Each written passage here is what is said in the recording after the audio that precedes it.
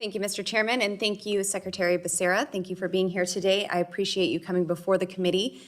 To start off, as a Secretary of Health and Human Services, can you define for this committee what is a man? You're looking at one. Great. So you are a man. I like that. Can you tell me, can men get pregnant? Unless you know something I don't, I think the answer is pretty obvious. What is that answer, sir? I'm asking you, is there something you know that I don't know that would say that a man... Well, I'm asking what you know. Can men get pregnant? I'm not aware of it. Okay. Well, Mr. Secretary, materials coming from your department, you've referred to mothers as birthing persons, replacing that title with... Are mothers not persons? Mothers are persons, but it seems to be more inclusive, like you're trying to include another gender in that. I'm all about inclusion, Congresswoman. There you go. Well, you know, just as a mother of 4 boys, I'm not necessarily offended at that. I am a person, but it's just unscientific and absurd. How so? To include men in that, if you're going to be inclusive, if you're going to be inclusive in birthing persons, yes. Well, but it seems to me that you're trying to define the term. Reclaiming my time. Can men get pregnant? So then we don't need to include them in this. Mothers are mothers. Moving forward, Mr. Secretary, I want to read for you from a document from your office, the Office of Population Affairs.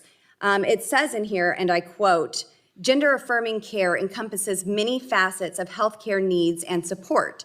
It has been shown to increase positive outcomes for transgender and non-binary children." Mr. Secretary, what is a transgender child? A child in America is a child in America, and I hope you and I can love that child just as much as we Can you love our own define what a children. transgender child is? That's a child in America, and it's an American citizen child who needs the services and love just the way any other child does. Mr. Secretary, do you believe that a child is capable of making life-altering decisions to maim themselves?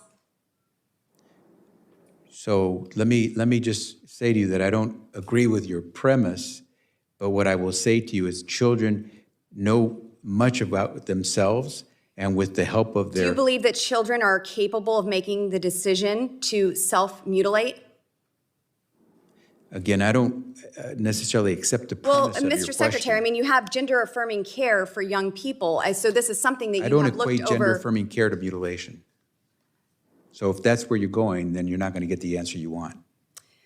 So, Mr. Secretary here, can you tell me if there have been mastectomies, mastectomies, penectomies, or hysterectomies on children? Well, And have taxpayers funded that? so I could probably use the help of my wife, who's an OBGYN, who could talk more, or maybe Dr. Burgess could help us out here. For gender-affirming care, to be included in that? I'm sorry, pose the question one more time, please. In this gender-affirming care, Mr. Secretary, have there been tax dollars put forward to fund mastectomies, penectomies, and hysterectomies for sex reassignment purposes for minors with gender dysphoria? So Americans are entitled to receive health care services. If they are entitled to receive any of the services that you just mentioned, then it would be against the law for us to try to deny them that care.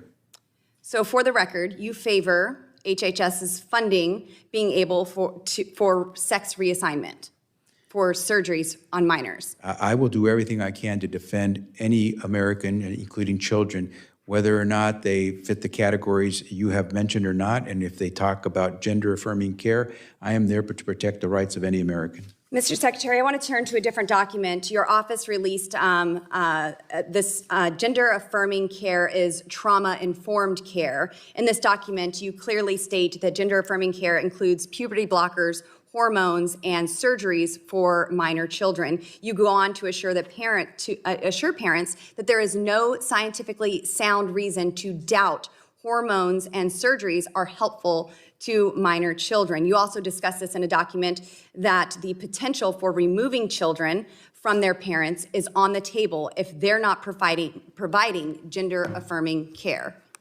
Mr. Secretary, do you think that parents who believe in 2 genders only should have their children removed from them? Secretary, Mr. Secretary, you can answer or respond in writing. Her time has expired. I can respond very quickly. Congresswoman, I believe in supporting and protecting transgender youth. I believe that they, along with their parents and their caregivers, will make the best decisions. And I would really urge that politicians like you stay out of their business. I would urge that children get to stay with their parents. No matter Gentlewoman's what time has parents- expired. The committee Mr. will... Chairman, may I please have unanimous? No, you unanimous can't. consent No, you may not. We're on a very to tight time frame, and there are Enter votes this into being the called. congressional record.